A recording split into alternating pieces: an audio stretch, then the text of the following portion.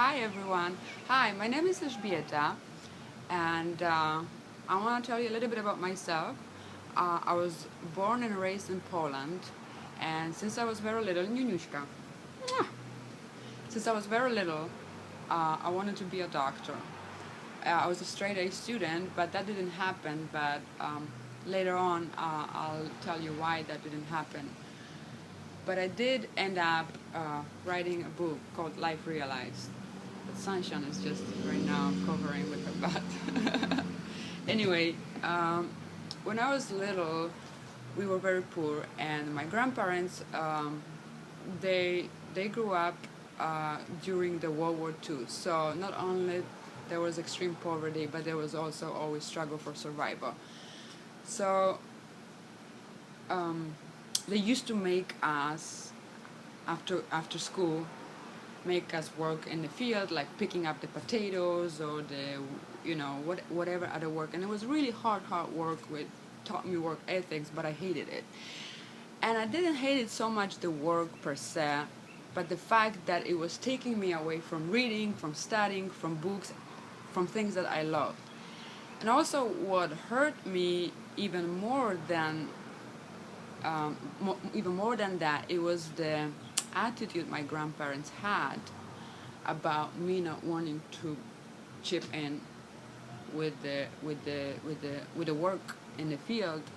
Was that my grandma sometimes called me smartass, lazy, and stuff like that, and that really hurt because I felt I didn't have the necessary support, but I also was made feel bad for what I did love to do, which was to read, to write, and to learn, to study to become a doctor, to help other people. I do now that I'm in my adult life, now that I'm 37, I understand my grandmother's point of view, that she was still, her mindset was still on where she thought we need to do what we need to do to survive. We need potatoes, we need grains, so we need to go and get it. No, and reading books, studying. It looked. She did not understand that because she never went to school, so she could not understand that reading and studying and thinking. It's really harder than it looks. It is a hard work.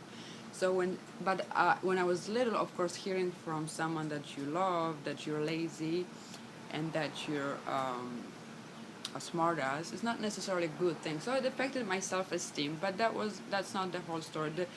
The story goes on actually further, where at the age of 15 we lose our home, and my siblings and we end up at the orphanage, where I had the opportunity to continue my education, but I did not. I chose not to. I chose to run away, and I chose to live my life.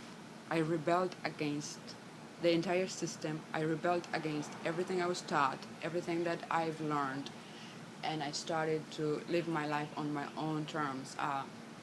And it was painful, it was difficult, it was hard, but I think this was almost like a homeschooling for me, learning the life itself through actually living it on a very in different places, in different situations, in different circumstances. Once, there were times when I was a model and I was doing well, and there were times when I literally slept on the street.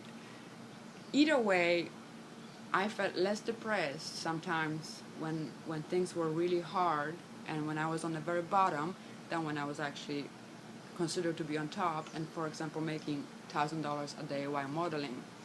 So that's because I inherited from my grandmother actually severe depression, and so I suffered from suicidal tendencies, and I was hospitalized several times for overdose, and I went through the countless therapies, taking Prozac and Zoloft, which never helped, actually made things even worse, and the cycle of trying to commit suicide continued until I finally again rebelled against the mental health care institution, and I decided to dig within myself for the answers to my life, to my depression, and to everything else.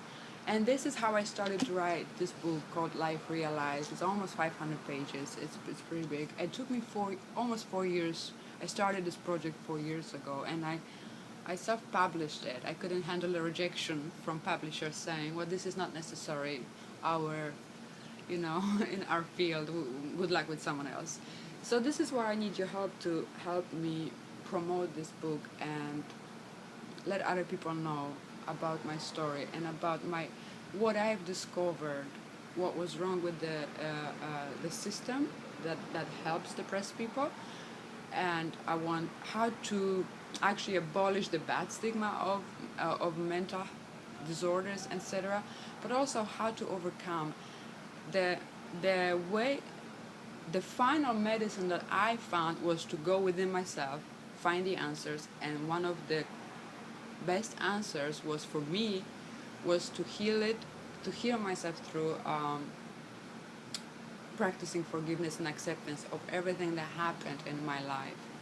And since then, I became very passionate about it, to let everyone who struggles in life to know that it is indeed possible to